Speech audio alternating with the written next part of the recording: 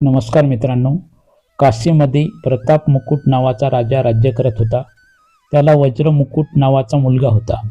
एके दिवशी राजकुमार दिवानाच्या मुलासह जंगलात शिकार करायला गेला. भटंती करताना ते एका तलावाजवळ आले. त्या पाण्यात कमळ फुललेले होते आणि हंस आनंदाने खेळत होते. काठावर दाट झाडे होती. पक्षी किलबिलाट करत होते. दोन्ही मित्र तेथे थांबले. तलावात हात आणि तोंड धुतले आणि नंतर महादेव मंदिरात गेले. त्यांनी मंदिराबाहेर त्यांचे घोडे बांधले. मंदिराचे दर्शन घेतल्यानंतर ते बाहेर आले तेव्हा त्यांना राजकुमारी तिच्या मैत्रिणीसह तलावाच्या काठावर आंघोळ करताना दिसली. दिवाणचा मुलगा एका झाडाखाली बसला होता, पण राजकुमाराला राहवले नाही. तो जवळ गेला. राजकुमारीने त्याच्याकडे पाहिले तेव्हा तो राजकुमारीवर मोहित झाला. राजकुमारी देखील त्याच्याकडे पाहत राहिली. मग तिने तिच्या केसातून कमळाचे फूल काढून घेतले. ते तिच्या कानाला लावले, दातांनी चावले, पायाखाली चिरडले आणि नंतर ते छातीवर धरून ती तिच्या मैत्रिणीसोबत निघून गेली. तिच्या जाण्यानंतर निराश झालेला राजकुमार त्याच्या मित्राकडे परतला आणि त्यांनी संपूर्ण घटना सांगितली. तो म्हणाला, मी या राजकन्येशिवाय राहू शकत नाही, पण मला तिचे नाव किंवा तिचा पत्ता माहीत नाही. मी तिला कसे शोधू? दिवाणचा मुलगा म्हणाला, राजकुमारा, इतकी काळजी करू नकोस. तिने तुला सर्व काही सांगितलेले आहे. राजकुमाराने विचारले, कसे? तो म्हणाला, तिने तिच्या डोक्यावरून कमळाचे फूल काढून कानाजवळ ठेवले आणि तिने त्याला सांगितले की ती कर्नाटकची आहे.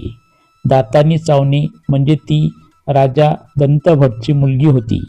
पायाने दाबणे म्हणजे ती पद्मावती होती आणि तिला छातीशी मिठी मारून तिने त्याला सांगितले की तिने तिचे हृदय घेतले आहे. हे ऐकून राजकुमार खूप आनंदित झाला. तो म्हणाला, आता मला कर्नाटकला घेऊन जा. दोन्ही मित्र तेथून निघाले. ते भटंती आणि फिरल्यानंतर ते काही दिवसांनी कर्नाटकला आले. जेव्हा ते राजाच्या राजवाड्यात पोहोचले तेव्हा त्यांना एक वृद्ध महिला तिच्या दाराशी बसलेली आढळली. ती चरखा कातत होती. ते दोघेही तिच्याकडे गेले आणि घोड्यावरून उतरले आणि म्हणाले, आई, आम्ही व्यापारी आहोत. आमचा माल मागे येत आहे. कृपया आम्हाला राहण्यासाठी थोडी जागा द्या. त्यांचे रूप पाहून आणि त्यांचे बोलणे ऐकून त्या वृद्ध महिलेचे मन प्रेमाने भरून आले. ती म्हणाली, बेटा, हे घर तुझे आहे. तुला वाटेल तोपर्यंत राहा. ते दोघेही तेथेच राहिले. मंत्र्याच्या मुलाने तिला विचारले, आई, तू काय करतेस?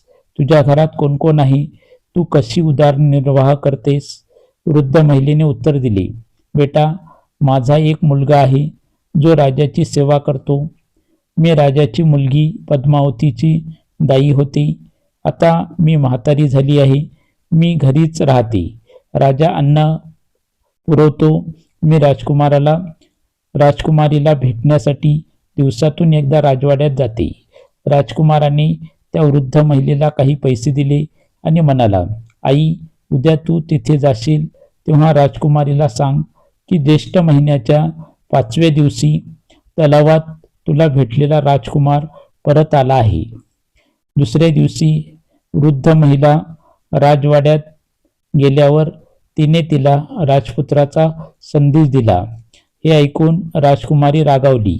तिने तिच्या हातावर चंदनाचा लेप लावला, त्याच्या गालावर थाप मारली आणि म्हणाली, माझ्या घरातून निघून जा.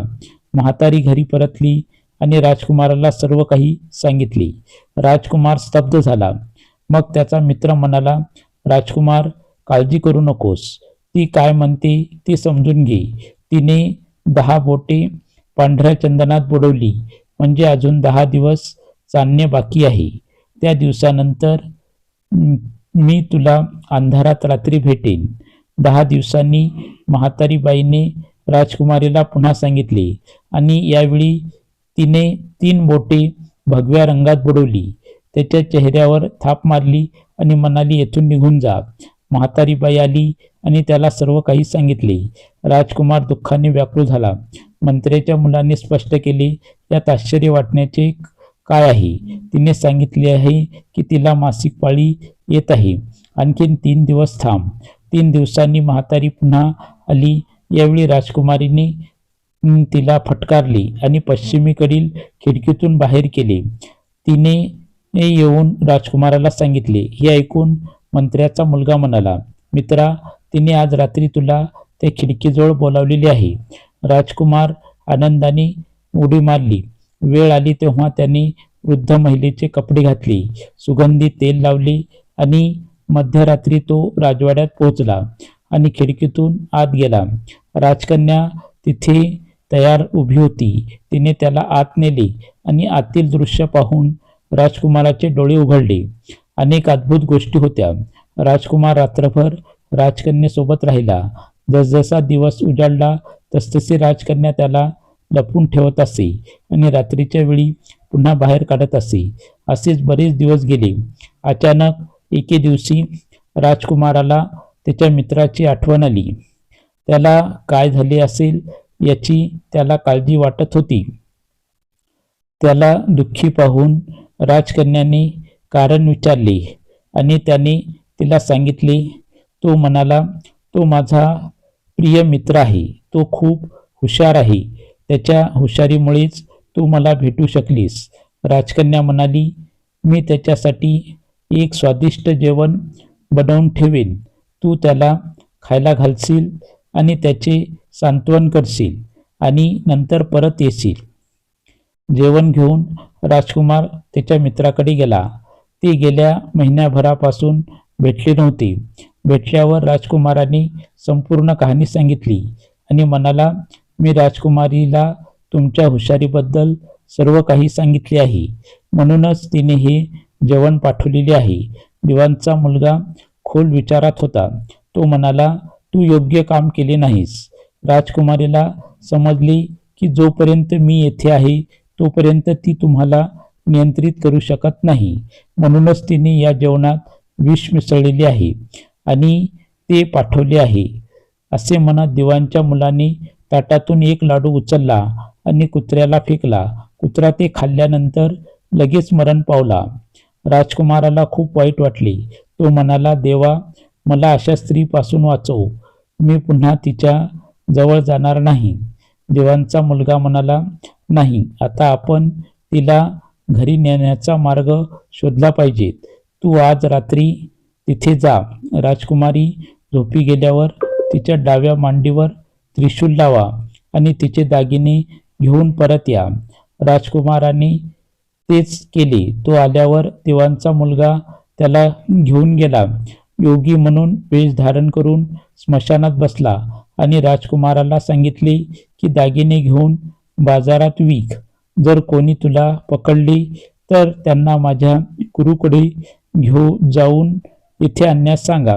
राजकुमारांनी ते दागिने शहरात घेऊन गेला आणि राजवाड्याजवळील एका सोनाराला दाखवले. सोनाराने ते ओळखले आणि ते पोलीस प्रमुखाकडे घेऊन गेला. पोलीस प्रमुखाने विचारले तेव्हा त्यांनी सांगितले की त्याच्या गुरुने ते त्याला दिले होते. गुरुलाही अटक करण्यात आली. सर्वजण राजासमोर हजर झाले. राजाने विचारले, योगी महाराज, तुम्हाला हे दागिने कुठून मिळाले? योगीच्या वेशात असलेल्या दिवाणाच्या मुलाने म्हटले, महाराज, मी स्मशानभूमीत काली 14वर डाकिनी मंत्राचा सराव करत होतो तेव्हा एक डाकिनी दिसली. मी तिचे दागिने काढले आणि तिच्या डाव्या मांडीवर त्रिशूलाचे चिन्ह बनवले. हे ऐकून राजा राजवाड्यात गेला आणि राणीला पद्मावतीच्या डाव्या मांडीवर त्रिशूलाचे चिन्ह तपासण्यास सांगितले. राणीने ते पाहिले. राजाला खूप दुःख झाले.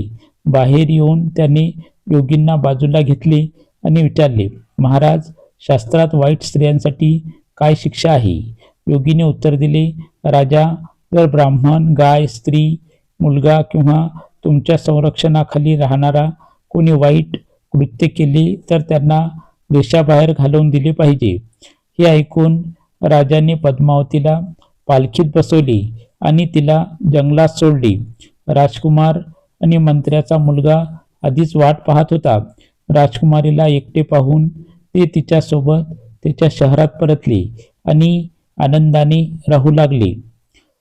पापाचा दोषी कोण आहे या गोष्टीवरून आपल्याला सांगता येते, पापाचा दोषी कोण आहे ते सांगा. राजा पापाचा दोषी आहे. मंत्र्याच्या मुलाने त्याच्या मालकाची कर्तव्य केली. पोलीस कर्मचाऱ्याने राजाची आज्ञा पाळली आणि राजकुमाराने त्याची इच्छा पूर्ण केली. राजाने विचार न करताच तिला हद्दपार करून पाप केले. हा व्हिडिओ तयार करताना बोलताना माझ्याकडून काही चूक झालेली असेल तर मी आपली सर्वांची माफी मागतो. जर तुम्हाला ही कथा आवडली असेल तर कृपया माझ्या चॅनलला लाईक करा, शेअर करा आणि नवीन असताल तर चॅनलला सबस्क्राईब करा. कमेंट्समध्ये हर हर महादेव लिहा. धन्यवाद. नमस्कार. जय हिंद. जय महाराष्ट्र.